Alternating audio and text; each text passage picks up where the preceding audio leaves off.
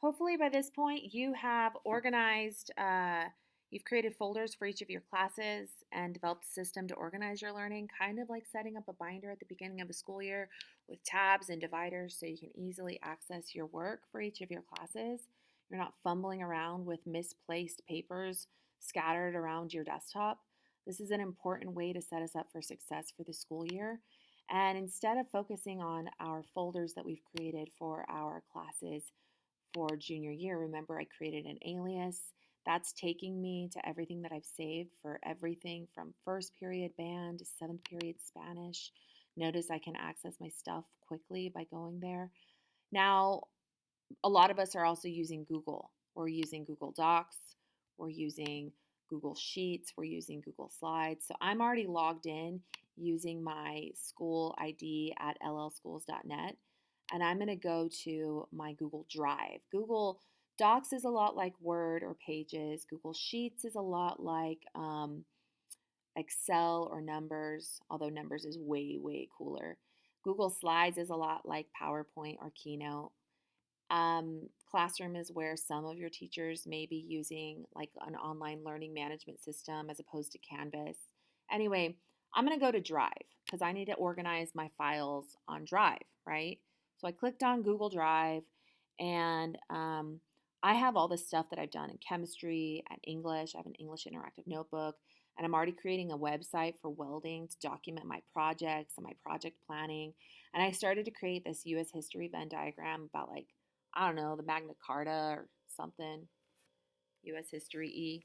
Okay, so now I need to go and I need to create some folders, right? So I'm going to go to New, I'm going to go to Folder, and you guessed it, you're going to do the same thing that you did on your um, MacBook.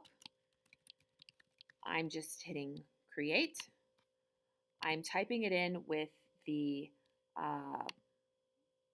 I am typing it in with the class period because it helps me, because there are 7 classes and it's a lot.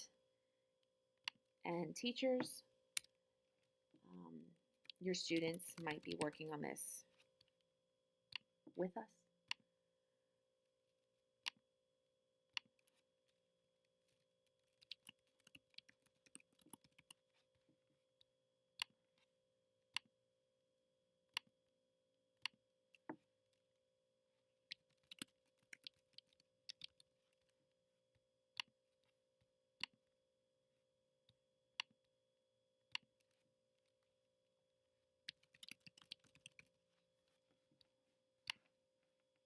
Okay, so I have all these folders, right? And mine are down here. And I think if I wanted to organize them, oh look, I reverse sorted. So labeling them with first, second, third, fourth, fifth, sixth, seventh made them at the top of my folders. I just reorganized them like this, right?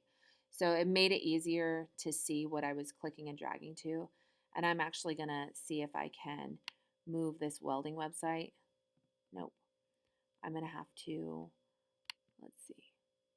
I'm gonna have to move it to. So what I did is I 2-finger tapped this welding website and I chose move to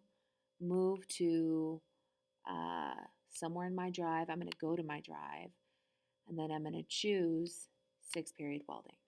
I'm going to move that bad boy. Okay. I'm going to do the same thing with my English interactive notebook.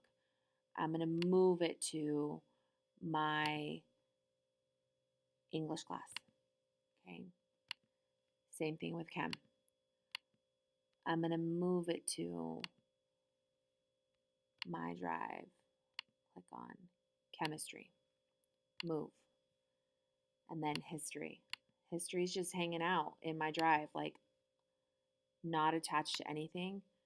I'm going to move it to the appropriate folder, because now when I get to 3rd period US history and Mr. Julian or Miss Adkins or Mr. Emblem ask me to go back to the notes that we took last time, I can quickly access that so that I'm not missing out on what he's trying to teach me. For some reason, it's not letting me.